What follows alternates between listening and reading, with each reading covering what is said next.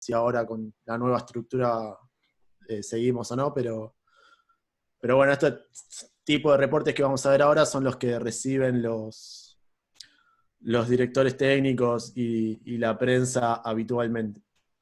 ¿Está bien? ¿Se ve la pantalla ahí? Sí. Perfecto. Bueno, empezamos por el principio. Mundial Francia 2019.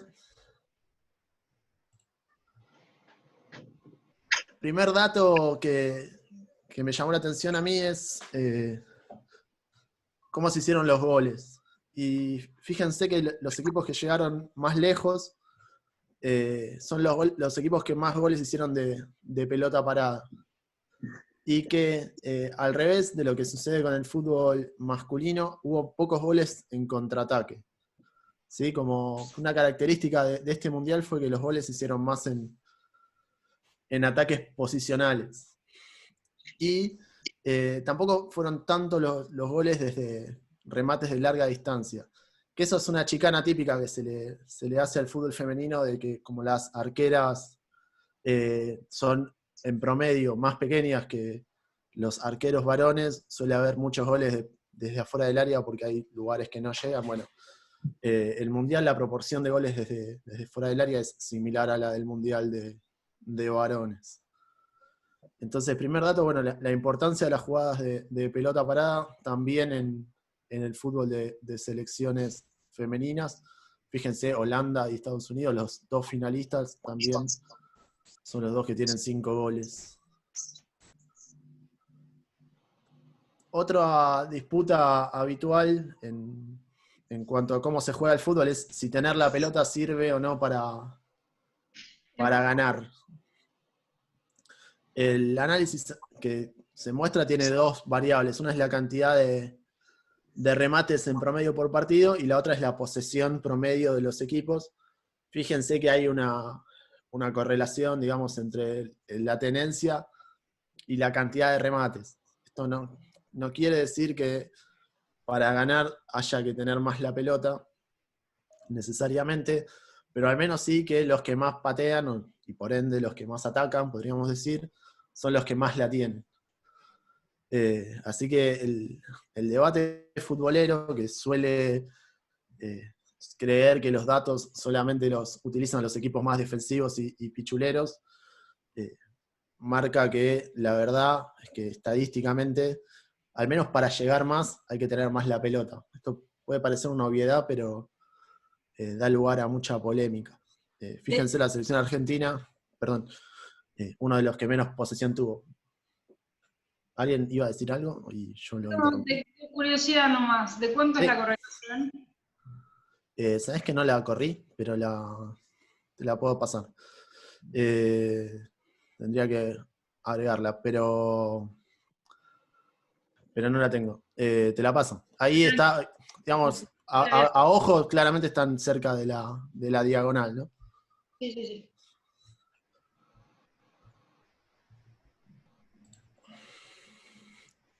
Bien, esta es otra manera de verlo, con la cantidad de goles, la cantidad de partidos jugados y el promedio de posesión. Esto es para poner en contexto los datos. Por ejemplo, Canadá o España, que tuvieron altos niveles de posesión, también jugaron menos partidos, con lo cual es más fácil sostener un promedio alto. Digo, si la carrera o la secundaria tuviera 5 materias, es más fácil tener un promedio alto o muy bajo, que si tiene 40 materias, bueno, es un poco lo mismo con los partidos jugados. Y fíjense que en general los equipos que fueron eliminados temprano en la Copa, salvo en el caso de Japón, la mayoría tuvo menos del 50% del tiempo la pelota. Claramente hay una tendencia también acá. La excepción sería Suecia, Italia, ¿no? Sí.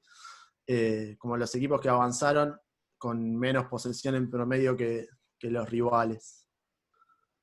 Esto, por ejemplo, en la Superliga pasa algo similar. Hay los 5 punteros, generalmente hay uno que tiene menos la pelota que el rival en promedio y el resto la tiene más. Y en la en la liga femenina, si bien no hay datos todavía, calculo que la tendencia debe ser parecida. Y el ritmo de circulación, que es una medida que usan mucho los técnicos, es la cantidad de pases por minuto de posesión que se dan. Acá están los pases en promedio totales.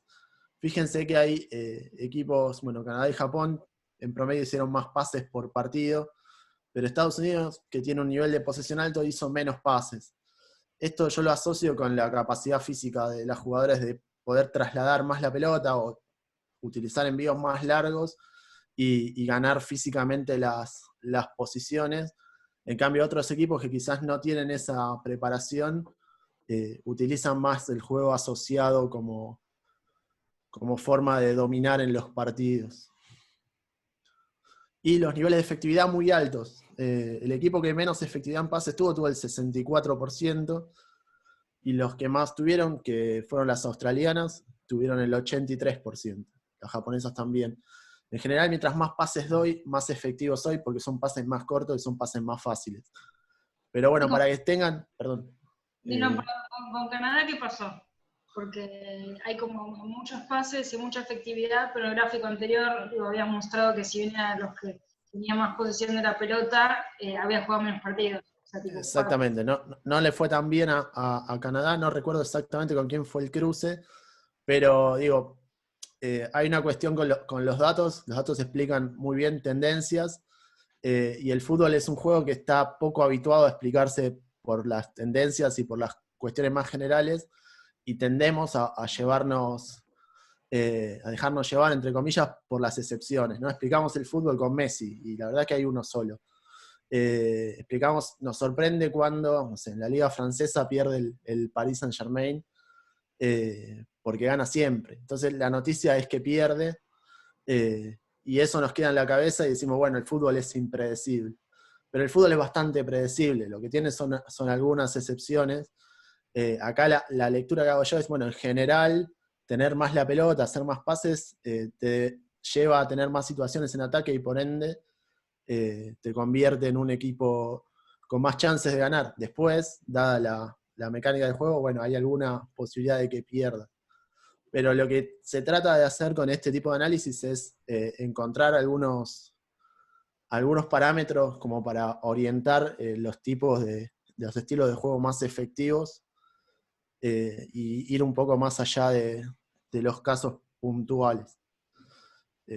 Esa es la lógica. Y después hay como otra cuestión que sería más ideológica. Yo lo ejemplifico siempre con Vélez. Si Vélez contrató a Heinze para que el equipo sea más ofensivo y para que de local tenga mayores cantidades de ataques y todo eso, bueno, fue una buena elección.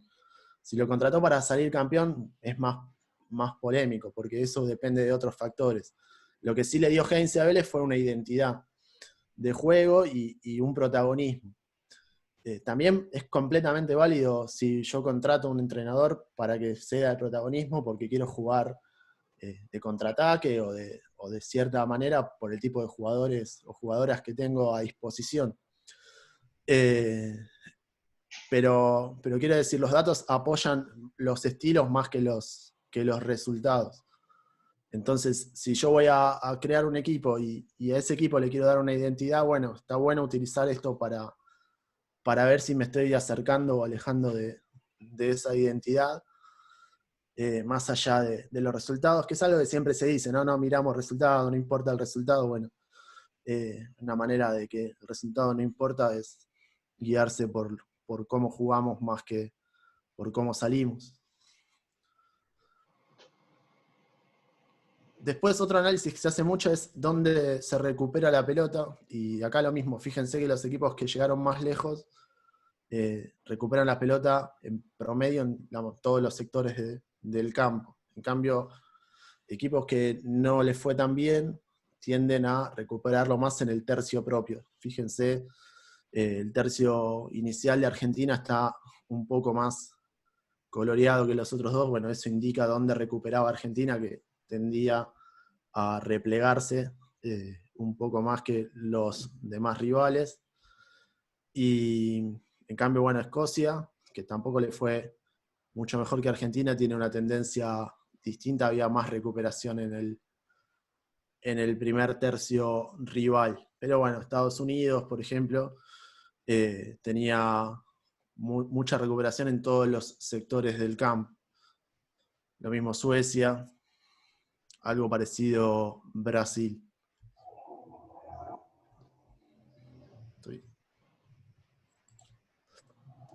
¿Y cómo son los pases? Recién veíamos la cantidad de pases, pero una manera de entender si esos pases son útiles o no son estas matrices o grafos de pases, ¿sí? Van a ver que hay líneas más gruesas y líneas más finas. Las líneas más gruesas son las combinaciones más habituales y las más finas lo contrario. Hay equipos que tendían a jugar más por un sector, por ejemplo España juega más por la derecha, por eso se ve como las asociaciones se dan más de un lado que de otro. Escocia era un equipo bastante unido, lo mismo que Inglaterra. Generalmente los delanteros son los que menos pases reciben, por lo tanto el que está habituado a jugar de 9 sobre todo sabe que va a intervenir poco y que sus intervenciones van a ser más relevantes, pero van a ser más bien escasas. Y en cambio, los dos centrales, fíjense que en todos los equipos, la combinación entre los dos centrales es una de las más, salvo en Jamaica, una de las más importantes, ¿sí? Va a haber siempre muchos pases en la línea defensiva, va a haber muchos pases en el centro del campo. Conclusión de esto es bastante simple, digamos, la lectura lineal sería los jugadores que mejor pasan la pelota deberían estar en esas posiciones. Que en el centro del campo es bastante común, pero a veces con los centrales es un punto que se deja de lado, ¿no? Se esperan como otras características de los centrales y no se le da tanta bola como pasan la pelota, cuando son los que en promedio más pases dan. Vemos otros equipos, por ejemplo en Argentina no se daba esta cuestión de los centrales, porque Argentina salía muy poco por abajo, ¿sí? Eran más bien pases largos y utilizando los costados donde había jugadoras con capacidad de traslado y buen pie. Y fíjense que va como a contramano de los demás equipos. Yo trato de, cuando hablo de estos datos, eso ser más descriptivo que valorativo. Yo, la verdad, no tengo la capacidad de saber si esta estrategia fue la correcta o no. En todo caso, habría que preguntarle a especialistas en táctica de este tipo de campeonatos para ver cuál sería la conclusión, pero sí creo que son bastante gráficos y muy descriptivos. Fíjense cómo es la estructura de Estados Unidos, muy marcada en los juegos por los costados, pero también en la línea defensiva. Y hay, otro equipo más desordenado, por ponerle un adjetivo, es Camerún, con también pocos pases en la línea defensiva y muy concentrado en las posiciones del medio y de ataque. Pero otra vez, a los equipos que les fue mejor tienen una estructura más definida, más sólida. Y acá lo vemos en un partido puntual. Este es el debut de Argentina con Japón, el empate 0-0. Fíjense que una de las conexiones principales del partido fue de Correa a Jaimes, o sea, de la arquera a la delantera. Eso claramente habla de... No, por 1.000 pesos, me sobra el orto. No escuché, si alguien dijo algo, lo puede repetir. ¿No? Bueno, una de las conexiones más habituales fue la de arquera-delantera. Fíjense que casi no hubo ni siquiera 4 pases entre las dos centrales, y en una de las pocas asociaciones recíprocas, es decir, que hubo casi tantos pases de una jugadora a otra como de esa jugadora en devolución, fue entre Stabile y Vanini. Después casi no hubo asociaciones recurrentes entre jugadoras. Y sí, claramente se ve en este análisis que la jugadora central de ese partido fue Vanini, que fue la que más buscaron y la que trató de asociarse más con sus compañeros. La red contraria es la de Japón. Japón tuvo mucho más la pelota y ahí se ve cómo fue esas combinaciones de pases entre jugadoras. De todas maneras, fíjense que el cerrojo argentino defensivo fue efectivo, porque ninguna de las dos delanteras tuvo mucho contacto con el balón y ninguna recibió al menos 6 pases de alguna de sus compañeras, ¿sí? Entonces funcionó en permitirle a Japón tener la pelota, pero en zonas y con jugadoras que no fueron tan agresivas en ataque. ¿Hasta acá estamos bien? Sí, muy bien. Bien. Y después hay otro tema que se está midiendo ahora. Ustedes habrán visto en las estadísticas que siempre se pone la cantidad de remates, lo veíamos antes. Bueno, la verdad es que no todos los remates valen lo mismo, ¿no? Un remate desde lejos tiene menos chances de ser gol que un remate claro dentro del área y sin oposición. Entonces hay una medida que se usa ahora que se llama goles esperados, que la van a ver con la abreviatura que se llama XG, que lo que hace es medir la probabilidad de que ese remate termine en gol. Este es el mapa de goles esperados de Argentina-Japón, donde vean círculos más grandes, es que son remates con mayor probabilidad de terminar en gol. ¿Cómo se llega a ese número? Bueno, se cruza cada uno de los remates en función de los modelos de goles esperados, que generalmente tienen en cuenta cómo fue la jugada y la oposición que enfrenta la rematadora. Si hay defensas, o si no hay defensas, si solo está la arquera, o si no está la arquera. O si también tiene en cuenta cómo es el tipo de remate, si es de cabeza o si es con el pie, y obviamente la zona del campo. Eso se cruza con una enorme base de datos, de unos 300.000 remates, para ver cuándo históricamente los remates en esa misma posesión, cuántos terminaron en gol, ¿sí? Por ejemplo, los remates en Argentina tuvieron esta probabilidad de gol, los que más tuvieron, y en Japón tuvo algunas situaciones de mayor calidad de remate. De cualquier manera, sumando las probabilidades, ninguna de las dos selecciones llegó a tener o a hacer méritos estadísticamente hablando como para hacer un gol. ¿Sí?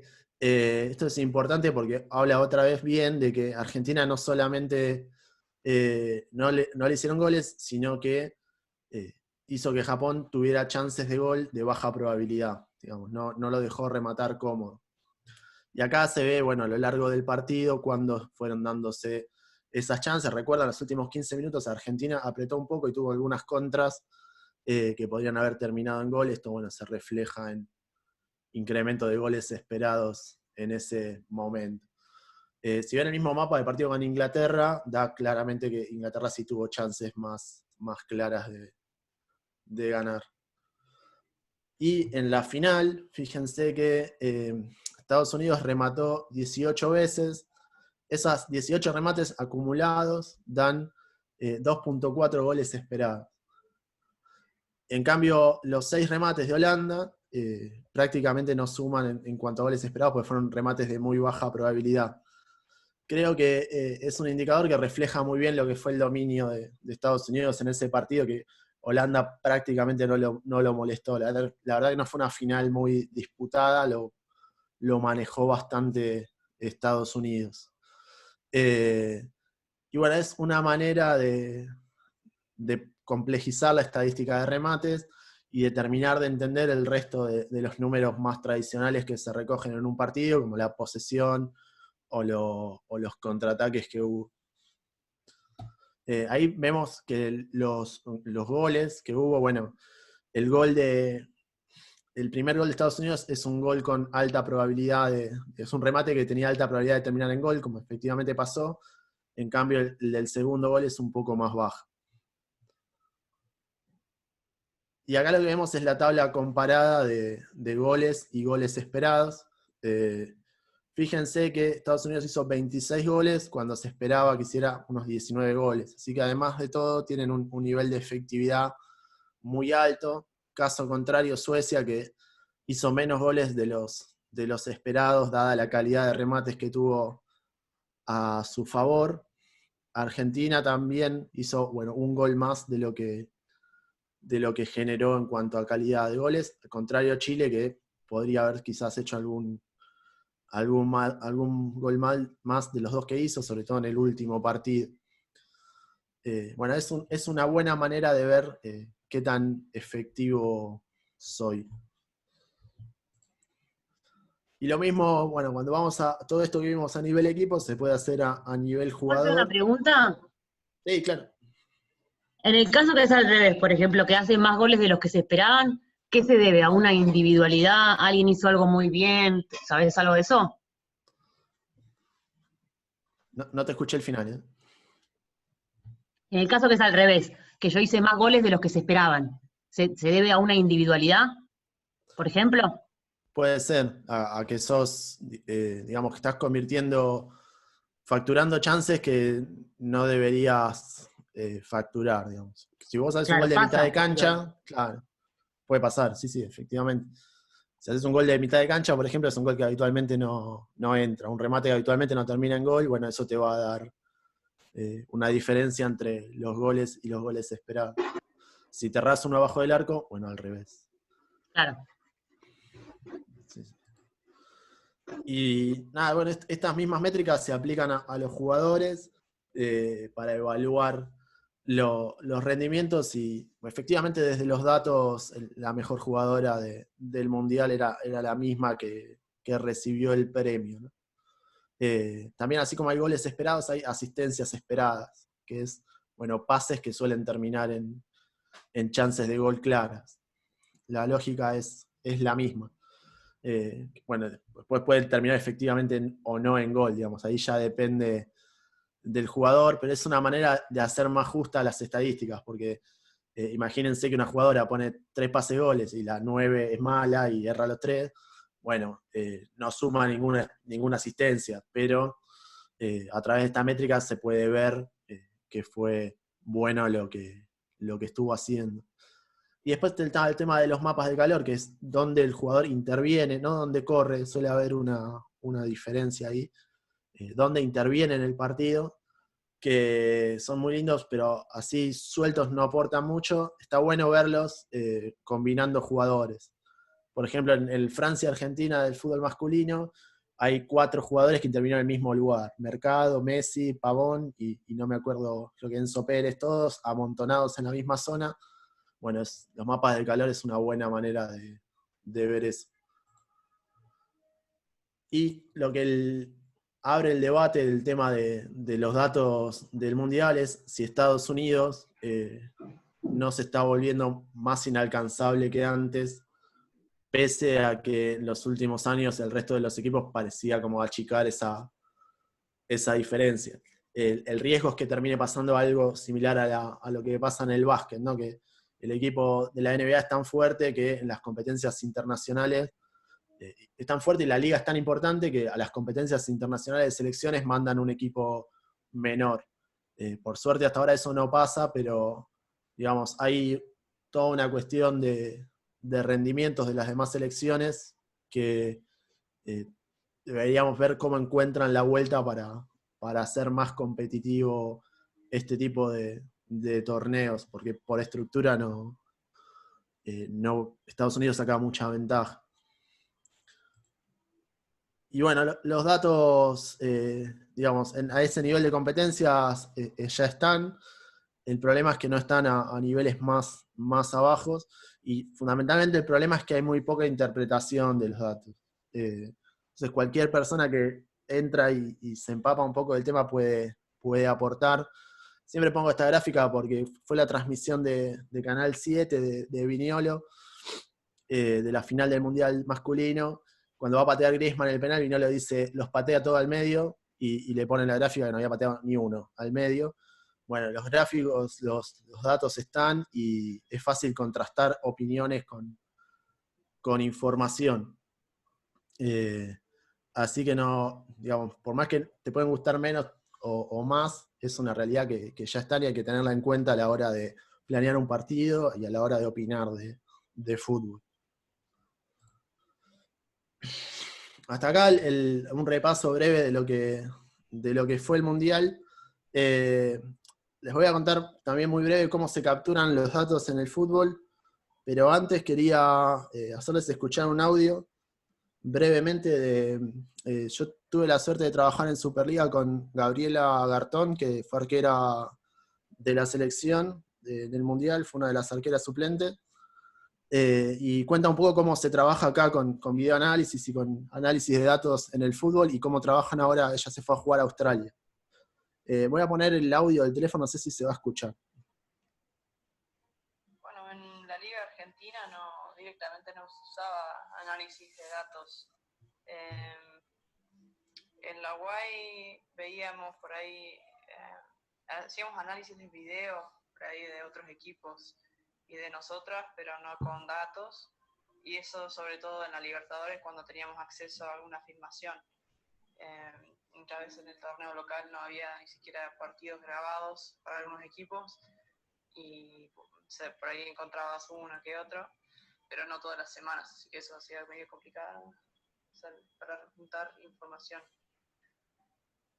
Después de la selección, recién en los meses anteriores a la Copa, al Mundial, empezamos a usar GPS en los entrenamientos, pero después lo que se hacía con esa información, la verdad que no lo sé, porque no me acuerdo que nos hayan dicho en un momento, mencionado el tema también del manejo de las cargas o otra cosa a través de los GPS.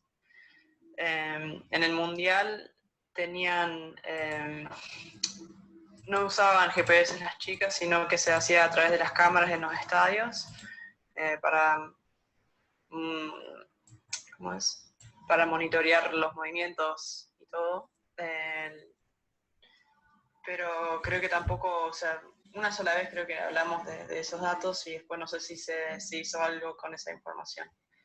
Después en Australia, por lo menos en la primera división, en el torneo profesional, en el W-League, en Melbourne City, que me parece que es uno de los clubes como mejor organizados, ahí sí, era todo lo manejaban con los GPS, todos los entrenamientos, todas las jugadoras usaban. Y bueno, después también en los partidos subían todas las estadísticas del último partido del fin anterior, lo dejaban así, como yo te había mandado en el vestuario, para que esté toda la semana y las chicas puedan ver su rendimiento y compararlo también con semanas anteriores. Después también los GPS los usaban para controlar las cargas día tras día, pensando en el partido del fin de semana. Era totalmente otra cosa a lo que estaba acostumbrada ya en Argentina, que todavía esa tecnología no está llegando al femenino. Bueno, no sé si se escuchó más o menos lo que decías. Se mezcla con que el vecino puso "y dale alegría a mi corazón", ya no ponen solamente el himno, ponen todo. ¿Pero se escuchó lo que dijo? Sí, se escuchó. Se escuchó perfecto. Bueno, buenísimo. Bueno, básicamente acá no hay nada, con lo cual hay que construirlo. En el fútbol masculino tampoco había nada hace 10 años. Obviamente que las facilidades que hay para construir una cosa en el fútbol masculino son distintas, pero les quería mostrar muy breve algunas maneras con las cuales se puede empezar a armar este tipo de análisis. En el fútbol los datos se cargan de 7 maneras diferentes, que son estas que están acá, o se capturan, no se cargan. Una es con gente viendo los partidos, ¿sí? Y como si fueran data entries, van añadiendo los eventos en unas plataformas que están prearmadas para eso. Hay toda una industria en torno a esto. De hecho, hay varias empresas que capturan datos de ligas femeninas. Lo que contaba Gaby de Australia, por ejemplo, de la liga australiana hay datos, los captura la empresa que se llama Stats Perform, que es una de las más grandes del mundo, que es la que también trabaja en Superliga Argentina. Y después hay otras empresas que, bueno, básicamente lo que tienen son data entries. Data Factory los tiene en Argentina porque es una empresa local. Generalmente Wisecout o Stats Perform o StatsBomb los tiene en países que son muy baratos por el dólar, ¿no? En India, bueno, lo van a terminar teniendo acá si seguimos así, pero es una suerte de trabajo remoto, donde los mismos capturadores ven varios partidos al día y siguen un equipo Por ejemplo, uno hace solamente los pases de un equipo y otro hace el resto de los eventos, y lo mismo con el visitante. Esos son trabajos que están piolas para buscarlos. A veces hay búsquedas abiertas y te pagan por partido. Así que esa es la manera que se capturan todos esos datos que vimos. Bueno, viene de ahí. Hay una manera automática de hacerlo, que es a través de las cámaras ópticas, que están en muy pocos estadios. En Argentina están solo en el de River y en el de Boca. Y estas cámaras lo que hacen es tirar la información de dónde están los jugadores, cubren, digamos, la totalidad del campo, y tiran dónde están los jugadores y la pelota en todo momento, y con eso se capturan estos datos físicos, ¿sí? La distancia recorrida, la velocidad, los sprints, no de los eventos que veíamos antes, los remates, todo eso son eventos. Esto, bueno, está en las principales ligas del mundo y en algunos estadios en las otras ligas menores. En el fútbol femenino generalmente están o en la liga inglesa, en la liga española, todavía no los tiene, los va a tener el año que viene, y en los eventos como los mundiales. La tercera manera es, hay software de análisis de video, uno captura los videos de los partidos, o por ejemplo en muchas canchas de fútbol 5 ahora, vieron que los graban automáticos, ¿no? Eso de mostrar mipartido.com, no sé cómo se llama, pero hay una cámara arriba que uno puede ver después lo horrible que juegan en la realidad. Bueno, estos software lo que hacen es permitir al analista taguear, etiquetar los diferentes eventos de los partidos y luego exportar los datos para trabajar con estadísticas a la par del video. Esto se hace, por ejemplo, en el fútbol del ascenso, los datos se capturan de esta manera. Digamos, esto sería relativamente viable para hacer en la liga femenina. Digo, no tiene más costo que las horas y la licencia del software, pero bueno, hay algunos que son libres. El Naxport tiene un costo de la licencia, pero por ejemplo hay un software que se llama Longomatch, que se utiliza mucho y es gratuito. Lo más... ¿Puedo hacer una pregunta? Sí. Por ejemplo, Estados Unidos, que salió campeón, ¿con qué estaría trabajando hoy en día estas herramientas? Y tiene Naxport, tiene un GPS, del GPS que usan los jugadores en el cuerpo, y seguramente tenga algún proveedor entregándole datos. Y por ejemplo, las jugadoras se retroalimentan de esa información, les van Sí. corrigiendo muchísimo más en función de todos esos datos. Sí, como contaba Gaby en el audio, ella cuando entró al vestuario, no lo puse las capturas porque me pareció que por ahí no daba, pero cuando entró al vestuario tenían pegadas todas las placas de datos como las que vimos al principio de cómo se juega su equipo. Y además se supone que los cuerpos técnicos hacen informes y les cuentan jugadora a jugadora cómo va, qué podrían mejorar o qué están haciendo bien. Eso también refleja la capacidad de estructura, ¿no? de un país y de otro. Claro. Pero bueno, una manera es capturando datos a partir de los videos y tagueando los mismos. Esta es la manera más top de hacerlo, es hacer este mismo trabajo manual de manera automática, pero bueno, acá hay metidos desarrollos de inteligencia artificial y machine learning. Esto es carísimo, sale más o menos $45 por partido. En Argentina, por ejemplo, no se usa todavía a ningún nivel, pero bueno, a la larga no va a hacer falta las cámaras y directamente con el video se va a poder tener datos físicos y de eventos de los jugadores que el algoritmo detecta automáticamente quién es cada uno de los futbolistas y el árbitro.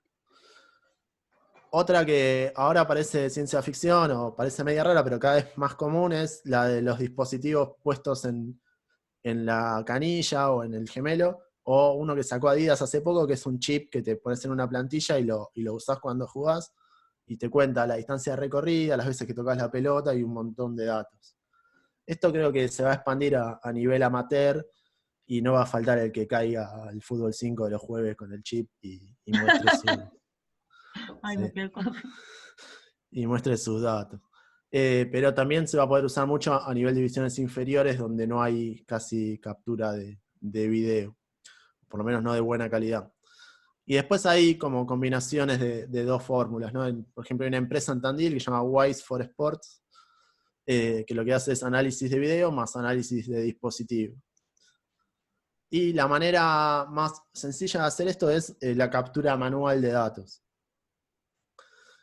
¿Cómo se hace eso? Bueno, hay diferentes aplicaciones para el teléfono o para tablets que nos van a permitir ir tomando los eventos de un partido. Obviamente no van a ser tantos como los que puede capturar una empresa dedicada a esa con 4 personas mirando el partido, pero un asistente técnico o alguien, digo, en el básquet tienen más tradición de esto, el planillero hace estas cosas hace años. Puede con estas aplicaciones ir cargando los eventos que nos parezcan importantes para analizar mi equipo. Para eso hay que tener en cuenta la cantidad de gente con la que puedo contar y el tiempo. Si quiero datos inmediatos, voy a tener que elegir muy pocos eventos porque, digamos, en tiempo real es difícil ir capturando todos si soy uno solo. Pero si tengo tiempo para revisar los videos o gente o muchas personas para capturar los datos, voy a poder ir por más información. Después voy a tener que definir cada evento. Esto parece una boludez, pero mi definición de pase probablemente sea diferente a la definición que tengan ustedes de qué es un pase correcto. Con los proveedores les pasa también. Para uno juzgan la intención del pase, para otros la intención no es importante. O lo mismo con los remates, ¿no? El típico centro que se mete en el segundo palo, que quise tirar un centro y hice un gol. Bueno, ¿eso se cuenta como remate o no? Bueno, todas esas cuestiones de definir los eventos son importantes a la hora de la captura. Y, bueno, el tema de la priorización. Acá, ven lo que les contaba recién, que cada proveedor tiene su librito de cómo define las jugadas. Hay que armar uno a la hora de ir a buscar datos. Una aplicación para iPod, creo, o para iOS solamente, para las cosas de Apple, pero que va a tener una versión en Android pronto. Se llama iTrack Soccer. Y ven, básicamente es una cancha donde voy tagueando los diferentes eventos de partido, incluyendo pases y datos del arquero que no son tan habituales, la posición que estaba el arquero, entonces eso me indica si la definición fue buena o no. Y esto me genera los reportes que vimos antes, pero de manera automática. Lo malo de esto es que está originalmente pensada para la cross o para un deporte de esos yankees. Van a ver que tiene algunas cosas medio raras, pero está bastante bien. Y lo otro malo es que sale $10, que para afuera no es nada, pero para nosotros es plata. Hay una más barata que se llama Soccer Team Tracker, también con los mismos eventos, incluso tiene algunos detalles más, tipo de remate, jugadas de pelota parada, y permite un cálculo de posesión en relación a la cantidad de eventos que hace un equipo y otro. La interfase parece de juguete, la interfase es como se ve la aplicación, pero créanme que está bastante piola para generar datos de los equipos. Y esta que es un poco más pro, que se llama iScore, también está para las cosas de Apple, pero va a tener una versión en Android. Esta genera incluso mapas de calor y datos más complejos, y además me permite darle un acceso web a cualquier otra persona del cuerpo técnico o a alguien que esté siguiendo el partido para que pueda ver en tiempo real cómo van cambiando las estadísticas de la misma manera que pasa en los diarios, en el Olé o en el diario Marca, que embeben los códigos con los scorecasts de los partidos. También tiene el problema de que tiene una versión paga que sale unos $10 y que si quiero extraer los datos para hacer mis propios análisis más allá de los automáticos, me sale $20 por equipo. Pero bueno, si lo pensamos en una persona sola es algo caro, si lo tenemos en cuenta en un equipo entero, quizás no es tan caro. ¿Cómo se trabaja con datos? Bueno, el ecosistema es este. A nivel profesional los datos te vienen en una API, que son estos códigos que están a la izquierda, que vienen como los datos sin estructurar, se estructuran en una base, generalmente una relacional. Todavía no hay tanto Big Data en el fútbol, por más que ahora a todos se le dice Big Data. Eso se hace con algunos lenguajes de programación, R, Python, son lenguajes relativamente sencillos, no es, no sé, C# o COBOL, que son lenguajes más duros. Yo no estudié programación originalmente, yo estudié antropología y los aprendí a usar, o sea, no es que hay que ser un ingeniero para esto, y después se grafican en algún visualizador de datos, como puede ser Tableau o Power BI, pero bueno, todo eso se hace como a nivel más, cuando hay plata, digamos. Cuando no hay plata, puedo capturar con una aplicación, puedo procesar mis datos en el Excel y puedo mostrar un PowerPoint y va a estar bien. Y de hecho hay muchos equipos de primera división que trabajan así.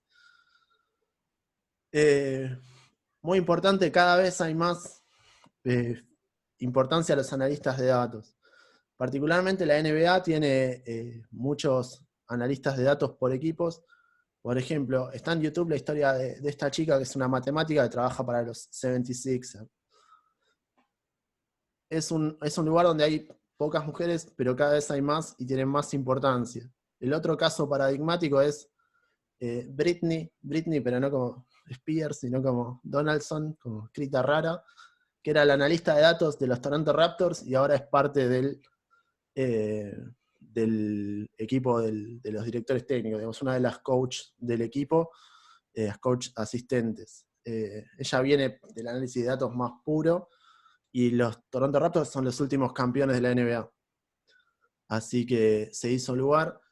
Y la mejor de todas es esta chica que se llama Susana Ferreras, que es la analista de datos del Arsenal inglés, y como le sobra el tiempo, también es la analista de datos de la selección de básquet española, tanto femenina como masculina. Con lo cual hay ahí un espacio para entrar en la industria. Particularmente es muy buena, fíjense que puede dedicarse a 2 deportes a altísimo nivel, que utilizan, si bien métricas y formas de capturar los datos diferentes, la lógica de los análisis es similar. Si se quieren meter en esto, y con esto termino, hay una suerte de Adrián Paenza del mundo de los datos en el fútbol en particular y en el deporte en general, se llama David Samper. Trabaja en un equipo sueco, es un equipo que no me acuerdo el nombre, Harabi, que es el equipo de Ibrahimovic. Él lanzó como unos cursos gratuitos con varios de los analistas top del mundo, se llama Friends of Tracking, está todo en YouTube para empezar desde cero en este mundo. La cagada es que está en inglés, pero está muy bueno, y la verdad es que es toda gente que está muy metida. Y otra manera de entrar a esto es a través de Igual Data, que es una serie de eventos que tomaba el fútbol y el análisis de datos como punta, y se procesaban datos de distinto tipo para mostrar la desigualdad entre varones y mujeres. Esto no sé si ahora está activo o no, pero hasta hace poco estaban publicando, hicieron un montón de cosas. No está activo. No está activo, bueno, una cagada. Pero bueno, podrían reactivarlo o armar una iniciativa similar. Pero la verdad es que no, casi en Argentina casi no hay, o directamente no hay, o por lo menos yo no conozco, pero más o menos conozco la industria y tampoco hay tanta gente. No hay casi mujeres dedicándose a este rubro, y estaría bueno que empiece a haber. Así que bueno, hasta acá todo. Esa es mi mail, cualquier cosa me pueden escribir.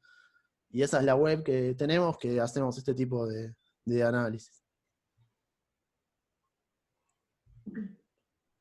Buenísimo. Muchísimas gracias. Genial. Muy bien. Espectacular, me encantaron mal todos los datos, todo, espectacular. Mati, ¿nos devuelves la pantalla? Estoy tratando de sacar la pantalla, ¿eh? En cualquier momento. Si no me dedicara a la tecnología, estaría bien. Ahí arriba a la derecha tenés que Ahí. Ahí va. Bueno, espectacular, me encantó. Nico coordina, que sabe más que yo de eso. Yo estoy muy contento. ¿Qué tal, Mati? ¿Cómo estás? Imagino que, al igual que yo, las pibas tienen un par de preguntas. Queríamos saber si te podemos consultar. Y yo tengo 2 en particular. La primera es, te escuché en algún podcast recomendar libros específicamente de estos, si más o menos los podés repetir por si alguna piba se interesó y quiere leerlos. Sí, hay un libro, se llama Soccernomics, en castellano lo tradujeron como El fútbol es así, porque es como el mono que traducía las películas antes, que le ponía cualquier nombre, que tiene como una visión general de estos temas. Tiene un capítulo que está particularmente bueno, que es que explica, por ejemplo, por qué no se contratan entrenadores negros. Fíjense que no hay casi entrenadores negros. Incluso a Rijkaard le fue muy bien en el Barcelona y desapareció. Y cómo todavía, por ejemplo, el fútbol replica el estereotipo del exjugador serio y más o menos grande. Ese tipo de mitos del fútbol o de prejuicios del fútbol los va desentramando con datos. El otro se llama The Numbers Game, que está solamente en inglés, que hace un poco una cuestión más técnica. Y hay otro que se llama Football Hackers, que es del año pasado, de un alemán, que cuenta un poco toda la historia del análisis de datos. Pero bueno, creo que el más interesante para entrarle, no solamente al análisis del juego, es este de Cooper, que se llama El fútbol es así. Eso después les mando los PDF si quieren y los reparto. Y la otra pregunta es, ¿viste cuando mostraste la expectativa de gol y la expectativa de asistencia que dijiste que estaba sobre una base de X cantidad de goles? Mi duda es, ¿esa base de goles se aplica la misma para fútbol masculino y para fútbol femenino? ¿O hay una de fútbol masculino, hay una de fútbol femenino? No, se aplica la misma porque no hay tantos datos en el fútbol femenino. Y también, no sé, se aplica lo mismo para estimar el gol esperado de la Liga Argentina cuando esa base tiene mucho componente de la Premier League. Digamos, tiene cuestiones discutibles estadísticamente. Pero bueno, todavía no hay tantos datos como para generar una base tan grande. A medida que estas empresas vayan cubriendo más liga femenina, seguramente se haga un modelo particular. Bueno, muchachos, ahora la que quiere abre el micrófono y pregunta, tratemos de no preguntar lo mismo reiteradas veces. Sí, yo tengo una pregunta un poco extraña. Los datos, me incluyo, pero me pueden excluir.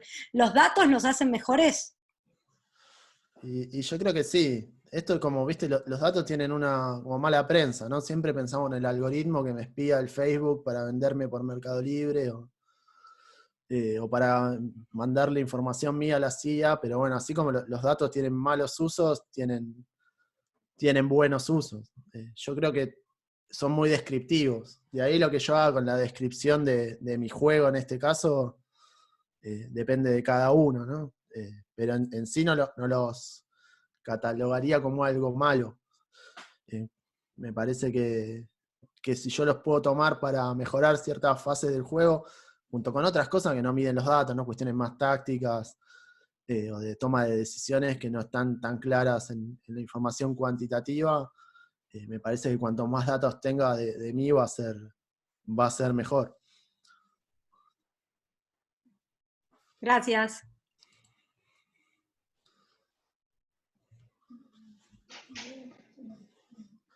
Che, está Anuka Fuchs acá, sabe mucho más de fútbol femenino que me siento medio mal de haber hablado yo, perdón. No, solo dije lo de los contratos porque había una información cruzada y es que Barrios dijo que van a seguir los contratos. Ah, bueno. Lo que no se sabe es si los clubes van a seguir pagándoles o no, sobre todo los clubes más chicos. Pero justo hoy tampoco sabemos si Barrios va a sostener su... Claro, sí, me quedé a la mitad, me quedé a la mitad de... Hasta hoy a la madrugada dijo que no y hoy a la tarde dijo que sí. Ah, bien. Solo eso. Bueno, ustedes ahí quizás en algún momento puedan armar algo de estadísticas, ¿no? Del campeonato y todo eso, ya que son las que se encargan de registrar y todo eso, digamos, un poco las que quizás puedan estructurar algo de esto son ustedes. Una consulta. Y en la selección masculina de hoy, de las herramientas que mostraste, ¿cuáles están usando? Usan pocas, pero porque mucho hasta el Pero hay cuerpo más técnico guita. anterior hay más guita. Al revés, pasa que van las empresas como SAP, por ejemplo, a ofrecer los sistemas ya cerrados y no siempre lo toman en cuenta, pero había ya una decisión más de cuerpo técnico de que no les interesaban tanto los datos. Mirá vos. Pero digo, a la larga lo van a terminar utilizando. Las selecciones top de Europa lo utilizan todos. Tienen equipos grandes atrás, como 10, 15 personas de análisis de video seguro y de análisis de datos también. Está bien. Pregunto, Mati, tengo una duda respecto a cómo se interpreta el jugar bien, jugar mal, que está muy en boca de todos. Si a veces con los datos está bueno porque se clarifica el estilo. Entonces, de repente, cuando vos ves una tendencia en la información a través de los partidos, podés ver si la obtención de resultados obedece a ese estilo y eso podría ser jugar bien. Eh, ¿Entran los datos en eso cuando hay una tendencia general, poca posesión y y muy buenos resultados, por ejemplo? Yo creo que, a ver, yo tengo algunas creencias a nivel general con respecto a, no sé, a la posesión o a cuestiones puntuales. De todas maneras, lo que yo trato como analista de datos es ser más que nada descriptivo y pasarle este tipo de informes a alguien que conozca como más al detalle el tipo de partido y de juego que está, digamos. Por ejemplo, en este informe de analítica que hicimos, las partes más conceptuales las escribían periodistas deportivas que habían cubierto el Mundial. Porque la verdad que no estábamos en condiciones, por más datos que tuviéramos, de decir, este equipo jugó mejor o peor. Sí podemos decir, le dio más resultado o menos resultado en función de cómo terminaron en la tabla de posiciones del Mundial. Pero me parece que para hacer una evaluación más cualitativa hace falta tener un conocimiento complementario.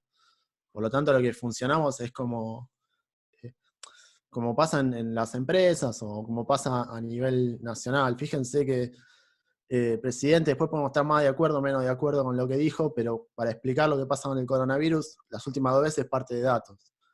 Y después le agrega su impronta, sus reflexiones, todo, pero bueno, parte de ahí. Nuestro trabajo es eso, de dar ese punto de partida para que las lecturas cualitativas y específicas y de conocimiento sean más claras.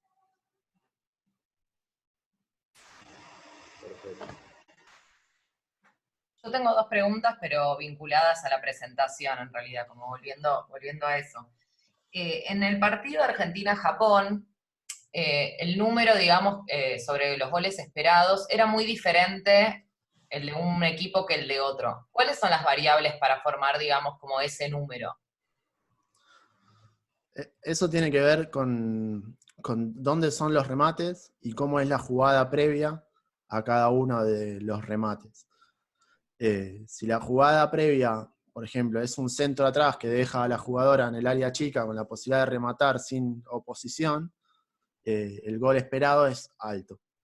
Si la jugada previa es un centro a la olla, donde la jugadora va a disputar de cabeza con las 2 defensoras centrales, y por más que gana, digamos, ese cabezazo tiene poca probabilidad de terminar en el arco, eso va a tener un gol esperado bajo. Digamos, se hace ese análisis de ese cruce con cada uno de los remates y se acumula, y eso nos da una suerte de resultado moral. No sé si alguien leía la muy vieja revista Solo Fútbol, del partido en función a la calidad de remates que hubo de un lado y otro. Esto, digamos, llevándolo a algo más coloquial, es yo pateé 3 veces, es como termina el partido, discusión entre jugadores, tuviste 3 y las tiraste las 3 afuera, y bueno, pero eran todas difíciles, y vos tuviste una abajo el arco y la erraste. Digamos, ¿quién tuvo más chance de hacer el gol? ¿El que pateó más o el que tuvo la chance más clara? Bueno, la manera de dilucidar eso en cuanto a los datos son los goles esperados. Gracias.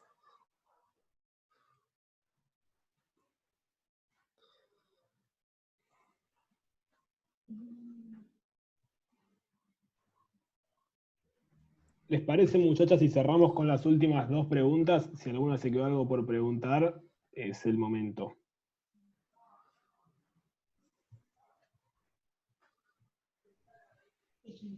Si no, voy yo. Yo tengo. Voy yo, bueno, Mati, una consulta. ¿Nos puedes dar un ejemplo de cómo se puede usar los datos en vivo en un partido? Es decir, ¿existe eso de que en el entretiempo se usen los datos que se están tomando en el mismo partido? Sí, se usa bastante. Por ejemplo, eso que le mostraba las asociaciones de pases. Por ejemplo, detectar desde qué 2 jugadores o en qué sector del campo está viendo más combinaciones. Por ahí es más fácil desde los datos que mirando el partido al nivel del piso, como hacen los técnicos. Entonces, una manera fácil de, entre las 6 y las 8 están buscándose todo el tiempo, vayan a romper esa asociación.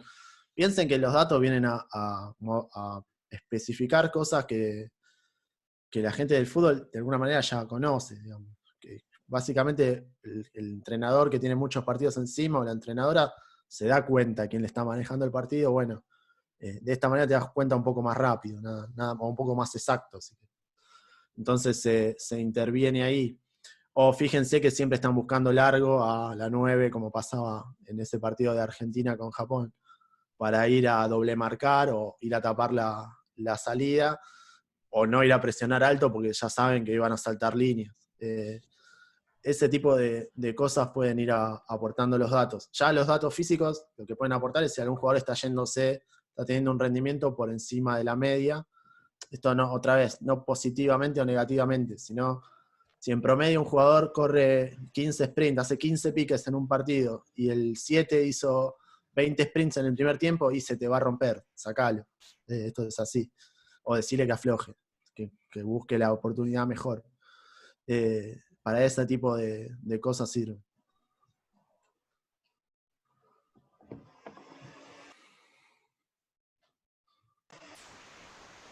Bueno, perfecto, creo que estuvo clarísimo y la verdad que está buenísimo. Sé que es en vóley, porque me tocó hacer alguna vez bancando a Dani, y las estadísticas se hace un montón y son una información súper importante, y creo que en fútbol también podría ser así, pero siempre venimos capaz un poquito atrás de otros deportes que tienen menos prensa. Bueno, te quería agradecer un montón que nos hayas compartido esta información, y te has invitado siempre a venir a los torneos cuando vuelvan, bueno, vamos a ver si en octubre. Y la verdad es muy valioso el espacio que nos diste, porque no tenemos ni idea de esto. Nico arrancó la semana pasada con estadísticas y eso despertó una emoción muy grande por esto, y ojalá podamos seguir en contacto, que las chicas se contacten. Tengo un par que estoy seguro que lo harían perfecto. Sí, si están interesadas en tomar estadísticas o piensan alguna manera que se pueda estructurar esto a nivel clubes o lo que sea, y bueno, pónganse en contacto, porque la verdad es que no hay, o por lo menos, reitero, yo no conozco gente que esté dedicándose a eso. Hay mucho por hacer también desde el punto de vista histórico. Por ejemplo, hay bases históricas de los resultados del fútbol femenino en Argentina, que estaría bueno que no queden en un TXT de no sé cómo se llama, pero es la Asociación Internacional de Estadística de Fútbol, que tienen una página horrible, y ahí hay datos de todos los torneos femeninos, pero no se muestra, no tiene una buena visualización. Bueno, si alguien tiene el tiempo como para agarrar eso y analizarlo, procesarlo, hay material para construir también de ese lado, como se fue construyendo, rescatando historias de jugadoras y todo lo que vimos en el último tiempo. En ese hackathon que se hizo esa sola vez, yo descubrí lo del Mundial del 71. O sea, yo no sabía que ya se había descubierto, digo, lo descubrí de mi lado, no es que lo descubrí yo. Por esa página, como que está ahí oculto, perdido en las búsquedas. Hay mucho material para trabajar, y no se dejen como avasallar por todo lo que pareciera que hay que hacer, con manejar algunos programas y dedicarle una parte del tiempo se pueden hacer cosas que están buenas. Sí, de hecho el portal de noticias de fútbol femenino más actualizado y completo es FutFemProf, que vienen laburando desde hace un par de años, transmitiendo partidos con Vamos las Pibas TV, y hay periodistas deportivas también cubriendo actualmente todo el torneo, y es el portal más completo y más comprometido con la disciplina. Sí, tal cual, pero después aparece como pasó con las transmisiones, después aparece un medio y te pone gente que no conoce el tema. Entonces, estaría bueno que digo, a la larga, digo, si en el fútbol masculino ya hay este tipo de cosas, a la larga en el fútbol femenino también va a haber. Entonces está bueno que alguien ya vaya ocupando ese espacio para que si después se amplía o empieza a haber plata, lo pueda ocupar alguien que ya lo viene haciendo. Sé que no pasó en otros, porque digo, los periodistas que puso TNT no son especialistas en fútbol femenino.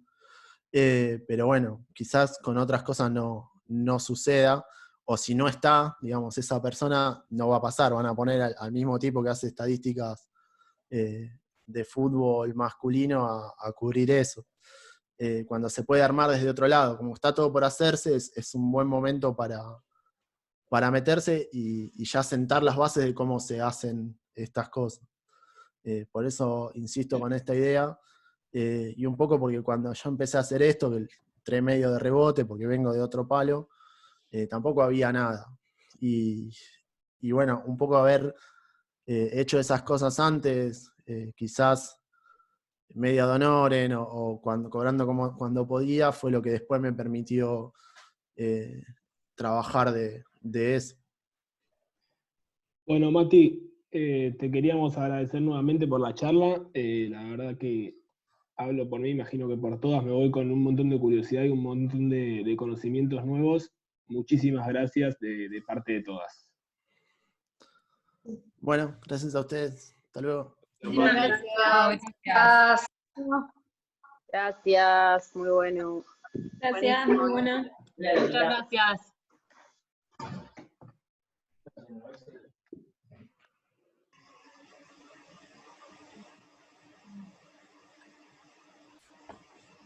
Chao, chicos, chao, Alan, chao, Nico. Chao. Adiós. Gracias, chicos. Bien. Chao. ¿Qué les pareció? Súper Ya bien. estaba por salir. Se pueden quedar si quieren. ¿Qué les dejo. pareció? ¿Estuvo bien o no? Muy bueno. Muy bueno, muy bueno. Dani. Me encantó. O sea, la verdad que la idea era que fuese algo novedoso y valioso y además algo de lo que es muy difícil aportar de nuestro lugar porque datos. Es como casi una mala palabra para... Y la verdad que está bueno. No, es súper interesante, súper interesante. Ya el otro día Nico había hablado un poco cuando analizamos un partido. No me acuerdo cuál. Sí. Nico despertó el bichito. Claro, estuvo bueno, estuvo bueno. Estuvo bueno. Espectacular. Yo me quedé después de Que era el lo de partido del Nico, Barça, sí, era el partido del Barça, me quedé pensando en eso un montón, así que estuvo re bueno porque complementó un poco esa idea. Yo jugaba al handball cuando era pendeja y tomábamos estadísticas, de toda mano. Sí, ya le estoy saludando a Mati. ¿Qué te pareció, Nico? Manu, ¿bien? ¿Todo bien o no? Sí, muy interesante. Muy interesante. Y además Bueno, él no se tira autobombo, pero es un maestro total. Además lo hace como desde un lugar de humildad que a mí me cae muy simpático. Es decir, le preguntás y te responde con la mejor, te podría ser más engreído, digamos. No, el chabón es uno de los, es el uno, digamos, el chabón es el que le pasa la data estadística a Superliga, digamos, de ahí en adelante, pero bueno, pasa que vamos a llevarlo a un club. Bueno, chiques. Bueno. Adiós. Manu, después, si podés mandar esto y lo subimos. No sé Lo grabó Nico, lo grabó Nico. Lo dejamos, chicos. Bárbaro. Chao, buenas noches. Muchas gracias, buenísimo.